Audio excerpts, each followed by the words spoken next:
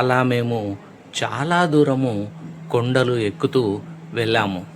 ఈ కొండలు రాళ్ళు ఉన్నందుకు దీన్ని గుండ్ల రేమట అని కూడా అంటారు.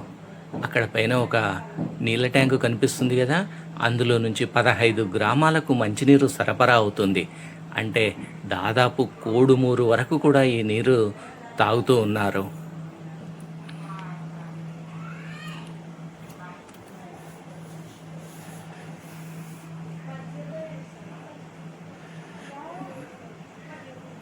దీని తర్వాత ఇక్కడ సీతమ్మ బావి, రామబావి, దీని పక్కనే ఇంకో చిన్నటి గుండం కూడా ఉంది.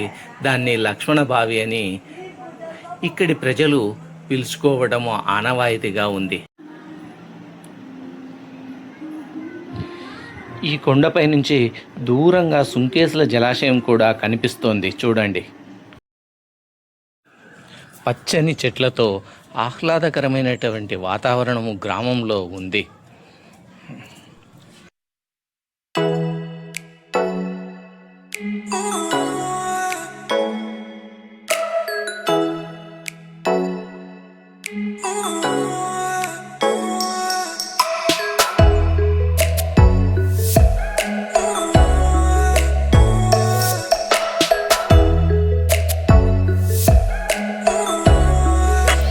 కొండపై ఒక సిద్ధుని యొక్క చిత్రాన్ని కూడా గీయడం జరిగింది. అట్లానే కొన్ని శిల్పాలు విరిగిపోయి పడి ఉన్నాయి.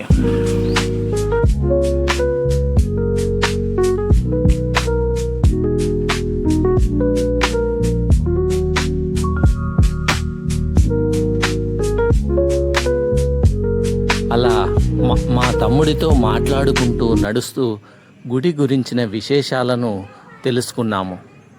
ఆ విశేషాలను ఆయన మాటల్లోనే విందాం.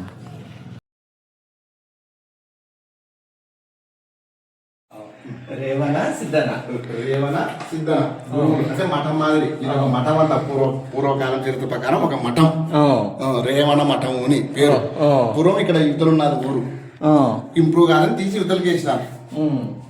ఈయన పేరు మీద రేవణ, తర్వాత రేమటగా పూర్వాంతరం చెందింది. రామలకు కూడా తాలూక ఉన్నప్పుడు కూడా రేమట దీనికి పేరు.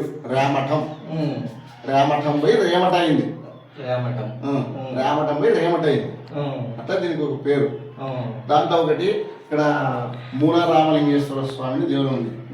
అంటే రామలింగేశ్వర స్వామి అంటే బ్రహ్మహత్య పాతకం వల్ల వచ్చే పాపం 1 కోటి లింగాల ప్రతిష్టాపన చేస్తే పోతుందని చెప్పి రాముల వారు ప్రదర్శించడానికి ప్రతీతి మన కింద ఉంది. ఎక్కడ రాముడు ప్రదర్శించడానికి రామలింగేశ్వర స్వామి అని ఆయన విగ్రహాల్లో ఒకటే రూపంగానే ఉంటాయి. కర్ణజుడి ఒకటే కళ మీదే ఉంటాయి దాని ఆకారం. పూర్వకాలంలో ఇక్కడ ఒక మఠం ఉండేది. ఆ మఠంలో రేవన్న, సిద్ధన్న, 2 సిద్ధులు తపస్సు ఆచరించేవారు. వారి పేరు మీదుగానే ఈ గ్రామానికి రేమట అనే పేరు వచ్చింది. పూర్వం ఈ ప్రాంతం రామల్లకోట తాలూకాలో ఉండేది.